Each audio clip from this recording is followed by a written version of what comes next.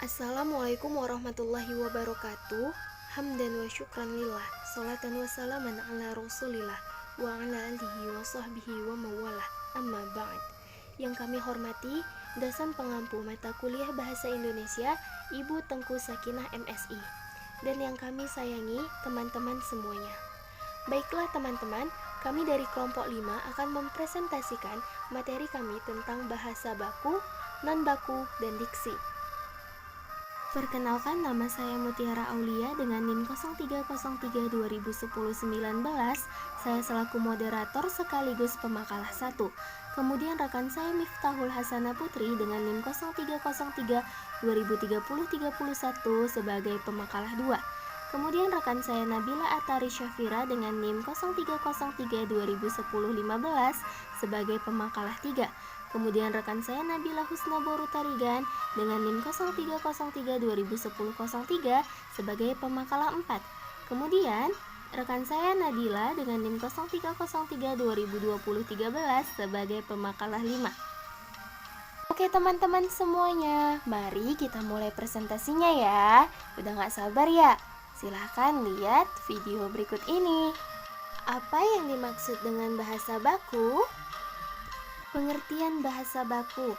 Menurut Mulyono, bahasa baku adalah suatu ragam bahasa yang berkekuatan sanksi sosial dan yang diterima oleh masyarakat sebagai acuan atau model.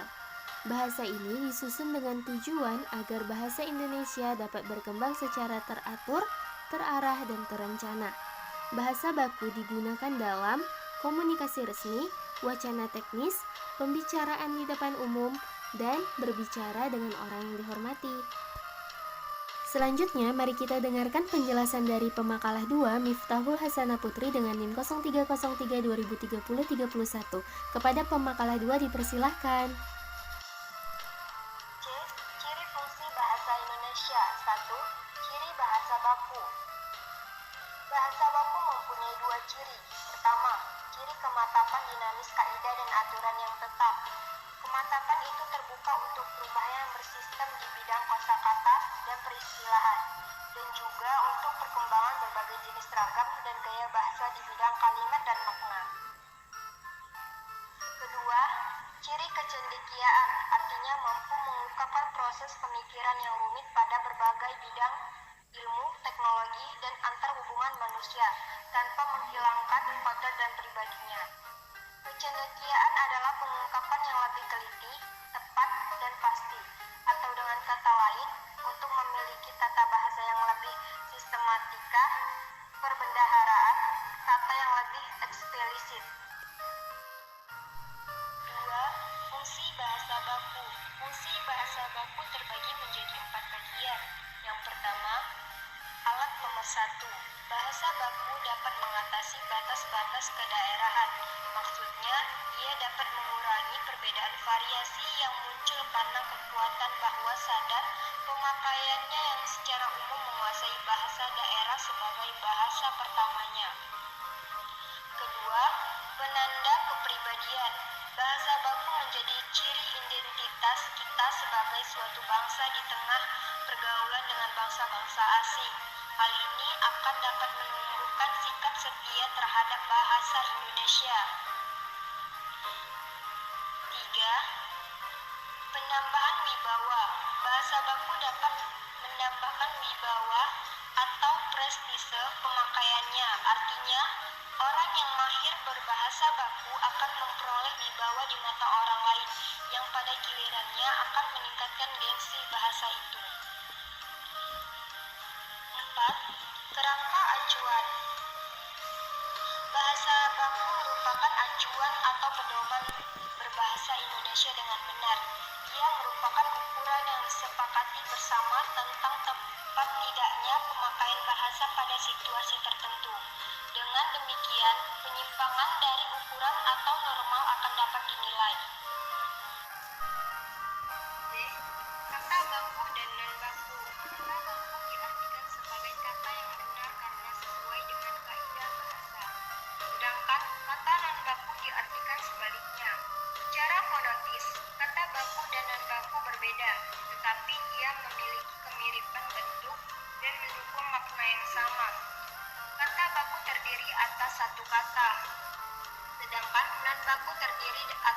2 kata dan 3 kata. Munculnya kata non baku dalam bahasa Indonesia disebabkan oleh 3 faktor. Yang pertama, orang sering menulis kata sesuai dengan lafal yang biasa digunakannya. Karena lafal yang digunakan salah, maka kata yang ditulis pun ikut salah. Kedua, orang malas untuk mengetahui mana kata baku sehingga pertimbangan yang selalu diambil dalam penulisan kata pada umumnya bukan berdasarkan benar, tetapi yang ditulis melainkan berdasarkan bentuk mana yang disukainya. 3. Perubahan kebijaksanaan dalam menyerap kata-kata asing. Kalau dahulu, sumber acuan kita yang pertama dalam menyerap kata-kata asing adalah bahasa Belanda. Maka sekarang kita mengacunya dari bahasa Inggris. Baiklah, terima kasih kepada pemakalah 2.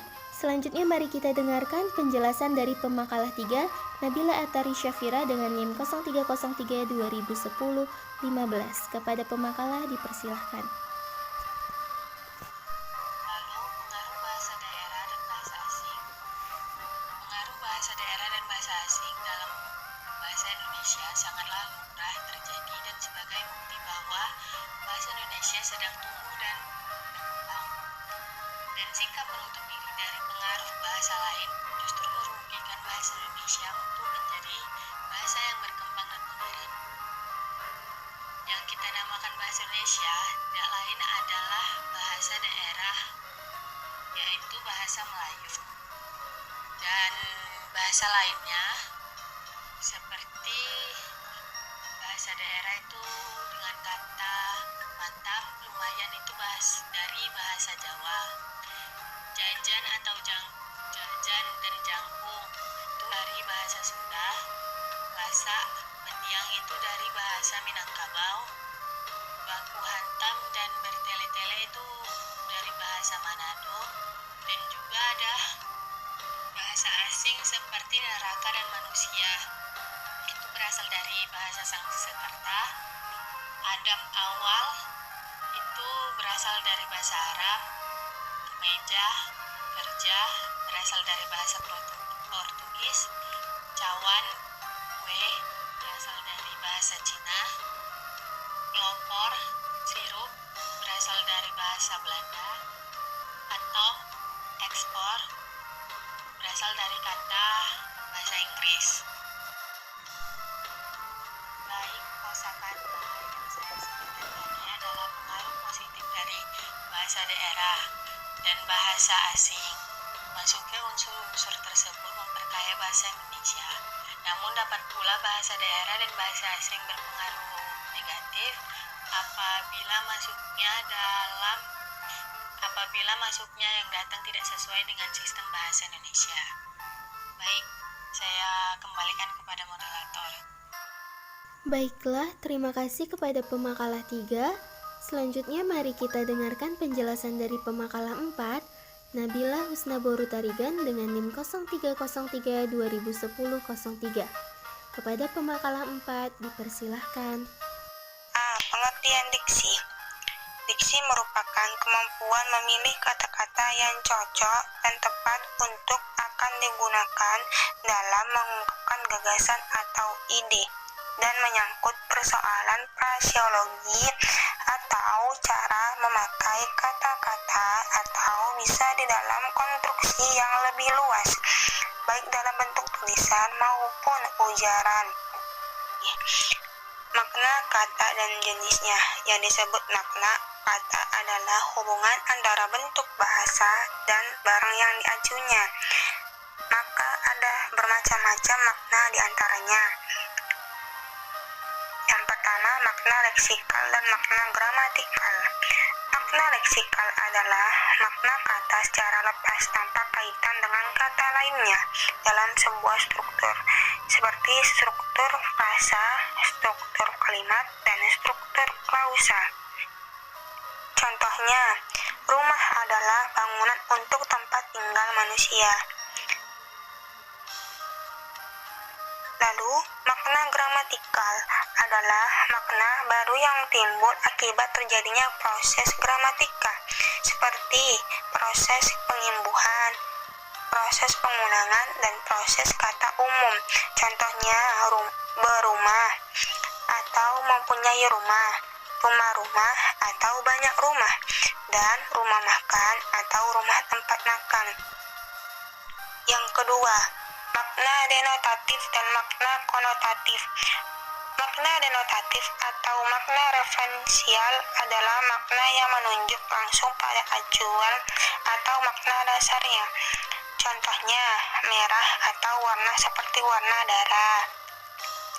Lalu, makna konotatif atau makna evaluasi atau juga emotif adalah makna tambahan terhadap makna dasarnya yang berupa nilai, rasa, atau gambaran tertentu. Contohnya, merah atau berani dilarang. Yang ketiga, makna kontekstual. Makna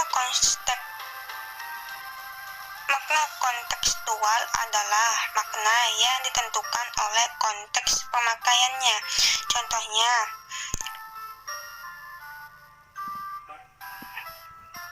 satu, Dian sedang belajar. Dua, kehidupan mereka sedang saja. Yang keempat, makna umum dan makna khusus. Makna umum adalah makna yang memiliki ruang lingkup cakupan yang luas dari kata yang lainnya. Contohnya, ikan, bunga, membawa, dan lain-lainnya. Lalu, makna khusus adalah makna yang memiliki ruang lingkup yang cakupannya yang sempit dari kata yang lainnya. Contohnya, gurame, lele, tuna, dan lain-lainnya. Terima kasih kepada pemakalah 4. Baiklah, selanjutnya mari kita dengarkan penjelasan dari pemakalah 5, Nadila dengan NIM 0303-2020-13. Kepada pemakalah 5, dipersilahkan. C. Perubahan makna kata. Perubahan makna kata bukan hanya ditentukan oleh perubahan zaman, melainkan disebabkan oleh tempat bahasa itu tumbuh dan berkembang. Makna bahasa mulanya dikenal oleh masyarakatnya, namun pada suatu waktu akan bergeser maknanya pada wilayah tertentu. Sedangkan masyarakat bahasa pada wilayah yang lain masih mempertahankan makna aslinya. Pemakaian kata dengan makna tertentu harus bersifat nasional atau masalah tempat, terkenal, dan sementara berlangsung. Dahulu kita mengenal kata daulat. Kata daulat dalam KBBI mengandung arti yang pertama yaitu berkat kebahagiaan atau yang ada pada raja, bahagia.